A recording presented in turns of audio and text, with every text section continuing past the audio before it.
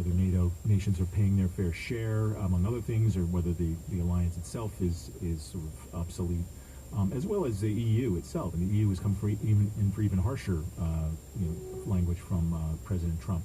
So having Mike Pence there and addressing this conference and sort of either reinforcing or potentially reshaping some aspects of it is going to be a really big deal.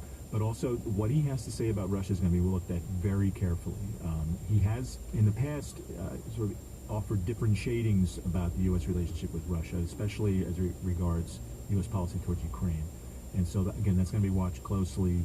And, I think you're going to be seeing a lot of attention paid by the U.S. allies toward the U.S. position and towards making the case that they are going to be doing more to take care of their own defense affairs.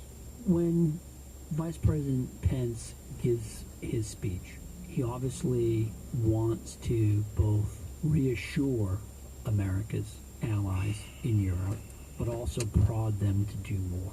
How do you think he can do that, particularly since he has, since he was named vice president, taken, as you pointed out, a harsher line on the Russians than President Trump has, raising the question for many people in the audience whether he really speaks for the president on the issue of Russia? Yeah, it's going to be very fascinating aspect of this conference, Jim. And I should mention, the Russians are coming to this with newly expressed concerns about NATO deployments.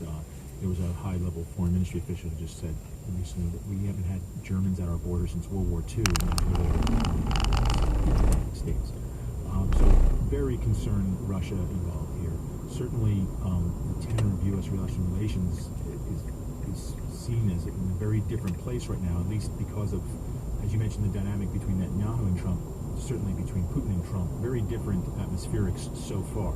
Again, though, the U.S. hasn't formally backed away from its Ukraine policy. It hasn't come out with any sort of muscular pro-Ukraine policy as well.